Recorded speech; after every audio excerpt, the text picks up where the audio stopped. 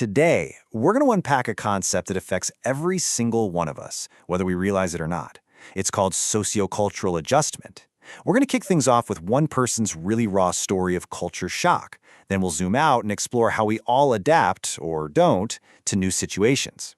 And finally, we'll get into some real, practical strategies for navigating these changes in our own lives. So our journey really begins with the story of the researcher whose work we're looking at. You see, her experience as an immigrant is what makes this whole topic feel so real. It all started with this incredibly jarring shock to her system on the very first night she spent in a new country. You know, to really get what culture shock means, you almost have to feel it. So let's start where she did, all alone in a new room in London, a place where, suddenly, absolutely nothing was familiar anymore. Okay, just picture this. You've just arrived in a new country. You're exhausted and all you want is a warm shower. But the bathtub? It's completely alien. You have no idea how the hot and cold water works, and it's the middle of winter, so you're stuck taking a shower in freezing cold water. It's such a small thing, right? But in that moment, it feels absolutely huge. And the feeling of being disoriented just keeps piling on.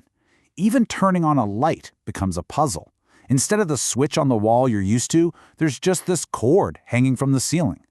Every simple, automatic thing you do without thinking now takes real, conscious, and confusing effort. And this is where that confusion starts to turn into actual fear. Someone gave her a simple flip phone, but she couldn't figure out how to work it. She was completely cut off. No way to call for help, no way to ask for instructions. That sense of total isolation turned her first week into what she later called a living nightmare. Years later, as she did her research, she had this big realization. That feeling she had, it wasn't just for immigrants moving across the world. Her personal struggle was really a window into a universal human experience, something we all go through in different ways. See, whenever we step into a new environment, we're actually adjusting on a few different levels all at once. Ever feel totally lost starting a new job? That's professional adjustment. Or struggled with the emotional roller coaster of a big life change? That's psychological adjustment. But kind of at the core of it all is sociocultural adjustment. That's about learning all the unwritten rules of a new community. And this is where it all really clicks. While she was studying at Johns Hopkins, the author thought she was the only one having such a hard time adapting. But then, one of her classmates just admitted it out loud. I hit the wall. And that was the light bulb moment. We all hit the wall in our own way, whether we're starting a tough new degree or just moving to a new city. Okay, so if we all face this challenge, the big question is, how do we deal with it? When we're faced with a new and totally different culture, people usually go down one of three main paths. Let's break those down. But before we get into how people react, let's be super clear on what we're talking about. Sociocultural adjustment is basically learning the playbook for a new social world. It's all about figuring out how to act, how to talk, and how to interact so you can actually function and, hopefully, thrive. Now, have a look at this. Research from a scholar named Winkleman shows something pretty surprising. A staggering 60% of people become rejectors. They basically find the new culture hostile and they just fail to fit in. Only a tiny 10% become adopters, completely absorbing the new culture. The real goal, though, is to be an integrator, and only about 30% manage to do that, to blend the best parts of both worlds. This just goes to show you how genuinely difficult this whole process is. So, what does this look like in the real world, for a real community? Let's zoom in on the experiences of Myanmar Christian immigrant families. For them, this whole adjustment process isn't just a personal struggle, it's a family thing. And it often creates brand new, unexpected tensions right inside their own homes. One of the first and biggest hurdles is language. Over 60% of Burmese refugees get to the U.S. with very low English literacy. Right away, that creates a barrier to everything: getting a job, getting health care, and maybe most critically, communicating within the family, because the kids often pick up English way faster than their parents. And then you've got this major clash of values. In many traditional Myanmar families, you have a patriarchal structure. Men work, women run the home. But in the West, the economic reality is that you often need two incomes just to get by.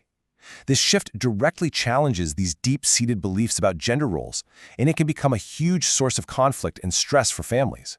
But this story isn't just about the challenges, it's also about the solutions. Using her research and her own experiences, the author went from just pointing out the problems to actively creating practical tools to help these families build new, stronger bonds. So, to tackle these very specific issues, she actually created a workshop for couples. And it's designed to hit those tension points we just talked about head on. Strengthening marriages, teaching better communication, and helping families figure out that tricky balance between their old culture and their new one. It also gives them real, practical skills for parenting and managing money in their new home. Along with that workshop, a faith-based program was created with a really simple but powerful idea. It's called Devoted Christian Family, and it just asks families to commit 5 minutes a day to connect with each other over Scripture. In the middle of all the chaos of adjusting to a new life, this tiny little commitment can be a powerful daily anchor. It creates a moment of stability and shared purpose. All right, so we've looked at one person's story, we've looked at the hard data, and we've seen how one community responded. Let's pull the lens back one last time. Why does understanding this journey of sociocultural adjustment really matter? Not just for immigrants, but for every single one of us. Here it is. This is probably the most important thing to take away from all of this. Cultural adjustment is not a finish line you cross one time when you move to a new country. It's a lifelong thing. We are always adjusting to a new job, to new family roles when we get married or have kids, to new communities when we move. It's just a constant cycle of learning and adapting. And that really leaves us with one final question for you to think about. It could be a new workplace, a new friend group, or just a new stage in your life. Every single one of those transitions has its own culture. So take a second and just ask yourself, what new culture are you adjusting to right now?